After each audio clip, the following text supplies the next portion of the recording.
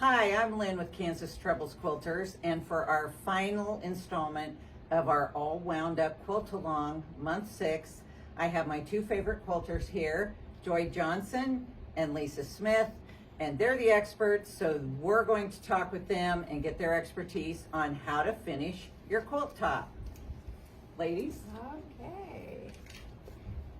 Okay, well, I'm going to start with when you're taking your quilt to your quilter, some of the first things you need to maybe prepare is the actual quilt itself. A quilter really appreciates if you were to press it first, and when you press it, of course, as you're sewing, you'll be pressing your seams one way or another.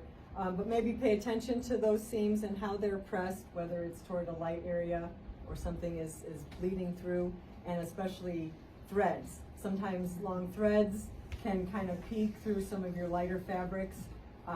Just kind of pay attention to that. And I think usually Lynn's fabrics are not see-through, but if you have white or real light creams, you can see shadows of thread behind them. So you want to make sure if you're really doing an intricate piece that has white, you don't want red or black threads showing through. We can't do anything about it after they're quilted, so you want to make sure the back of it is kind of free of threads. How do you like your backing? Well, I prefer 108-inch backing. yeah, most of us do.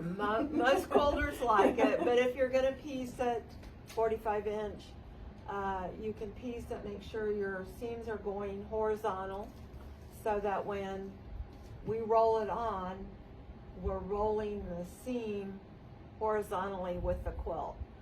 I have a lot of customers who don't know how I'm going to put it on the quilter. They don't know if I'm going to put it on long ways or narrow vertically or horizontally. So sometimes I just say, just bring me your backing and I'll piece it for you. Also, when you're piecing, I do a seam with the salvages, but then I make it wide and cut the salvages off and press them open. And that's real important because sometimes the salvages will tend to pull, and so you'll see your seam a lot more and it'll be kind of tight across there. So that's what I like to do. And I just encourage them to bring the fabric, and sometimes I get along better piecing it than having them bring it and it's pieced the wrong way, or is it big enough? Right. And then the big enough is the Big 4 enough. inches around. Make sure that if you're going to piece your backing, or if you're at the store getting your 108 wide, the 108 is usually quite adequate, but we like 4 inches all around, because when we load it on the quilter, we have to either pin it or we use red snappers. So we need a nice area so that we're not pulling on your quilt. The sides, we have clamps that have to hold on to because we don't want to be pulling on your quilt. So a good 4 inches all around. So just take your measurements of your quilt, add 8 and 8 on each side, and that'll give us enough room to maneuver with that. And then your batting choice, you just need to decide whether you want it to have a high loft, whether you would like it to be nice and thin. Pretty much every quilt that we do for Lynn, she likes it nice and thin, which makes it more cozy, makes it more drapable and soft. It just seems to do that. Joy put me onto Luna batting. It's a very thin, would you say 80-20 blend? 80-20 blend. And it quilts beautifully. It allows you to have the thinness and the softness, but it still does give you definition. So it's almost the perfect batting. That's my favorite. Right. And I do some 100% cotton. People like that in some quilts. And the 100% cotton they like, one of the reasons I found out, they like to put the 100% cotton with the cotton fabric, and then I have some customers, as soon as I get done with their quilt and they put the binding on, they immediately wash it and dry it. So it shrinks up and looks like an old-fashioned quilt. So that's the 100% cotton look. What about using different fabrics like the brushed homespuns for backing? What are the results that you have found? I love it. Excellent. I have a customer who I do lots of quilts for, and she will send me flannel tops and flannel back, but sometimes she doesn't send the backing, and I've used some homespuns, and her response is she loves the homespuns. It's very warm, very cozy, and very drapable, and it's not heavy. And it So quilts. if you want a nice, usable, Snuggly. quilt, Right. put a homespun on the back of Absolutely. it, if it fits the Very quilt. popular, yeah, If very it fits popular. the quilt, yeah. And then you also need to think about your thread choice. We are Aurifil girls. We like the way that it blends beautifully with the fabrics. You can find lots of blending colors. It seems like their creams and their light greens. You could do an all over quilting with that thread, and it does beautifully with most threads. Joy did choose to do a few matching threads in certain areas. Sometimes you don't want a very bold cream on a red, and vice versa. You don't want a dark thread on a light, especially for a scrappy quilt like this. You don't want to drown out any of the intricate piecing with the distraction of thread color. So I think the thing I like to do is make sure that when you look at the quilt after it's been quilted, you don't want the thread to be what you see, unless you're using some decorative thread that you've been requested to use. But I want my thread to blend in and the quilt stand out and the quilting and not the thread. exactly. So how do you choose a quilt motif for a quilt? Really? I look Good at the choice, quilt. yeah. When I get the quilt, I take a picture of it. Mhm. I lay it on the floor, look at it. Sometimes I'm not inspired by anything. And I call Lisa. go We through brainstorm patterns. together. Sometimes I can look at a quilt and it immediately, I know what I want to do on it. Talk a And then little I bit ask about the customer. the borders there and why you did the quilting on this. It's so pretty. The borders, the outside border, Lynn really likes straight lines, piano keys, I call them, that go all the way out to the border. It makes a very nice finish for your binding, and there's so much variety that you can find in doing piano keys. You can do them small, you can do them narrow, you can do them wide and put another motif in them. You fit almost any quilt.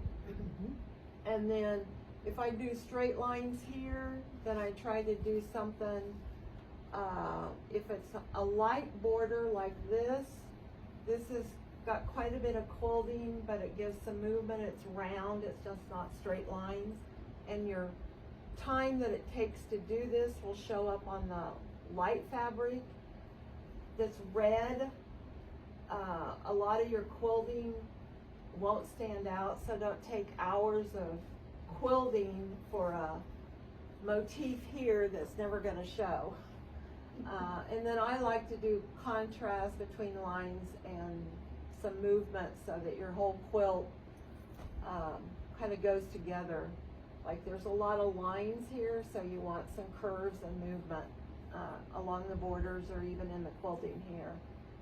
And there's a balance of the density that you do in each quilt. You don't want something to be lightly quilted here and then dense and then light and dense. You have to sort of make it all blend so that it doesn't make any one block stand out too much or get smashed down too much as well. We were discussing that most of the quilts that Lynn offers and her projects, they do lend towards custom quilting. They deserve custom quilting. However, if your budget can't afford custom quilting, there are many edge-to-edge quilt patterns out there that are just beautiful, and they give a very nice traditional look, and they look almost like custom quilting. So what one option would be to do this edge-to-edge that in the center, and then maybe do a couple of unique patterns in the borders, and you can give a quilt a very custom look with a little less out of your pocketbook. So that's something to talk with your quilter about. It's definitely an option, but something like this definitely deserves all the little attention that Joy gave to each little block. And by quilting dense out here and then lightly in here, she accentuated these center blocks so well because they just stand out, which is something that you wouldn't think that less quilting would make something stand out more, but it actually does. How about the application of borders, the lengthwise cut? How does that affect when you quilt it? Well, we quilters love our borders cut the length of the fabric.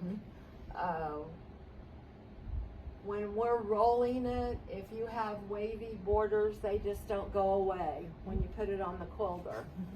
And the people who put borders on length of fabric, I never have any problem with wavy borders. The other thing, if you do have some wavy borders, you can take care of them with the piano keys. It just lays flat. I like it. I would highly recommend anybody do a length of fabric on the outer borders. The binding goes on nice. Definitely. I don't know if Lisa. Well, and the way Lynn talks about adding borders, I believe she usually discusses it where you cut your border to your pattern and then you make it fit your quilt. You don't cut to your quilt because sometimes we're a little imperfect, but when you do, you can do a little bit of quilter's yoga, and if the border piece is the proper measurements, you can kind of work in your fabric. Sometimes we have a little bit of extra and you just kind of work it in as you sew, and then when you get that quilt to us, you don't have what we call dog ear corners if you had used a different technique for the borders. They're just square. They're just squarer, and your quilt, because we can work with the interior. If you get that outside as square as you can with that technique, we've got ways and we've got our magic to get the rest of it all to just kind of quilt down. So One of the things I have questions about when I say, is your quilt square or is your backing square, people don't know what that means. And so what I do is I take it and take the bottom up to the top, make sure it's the same width and the same way with the sides, or lay it down on the floor and bring your centers together.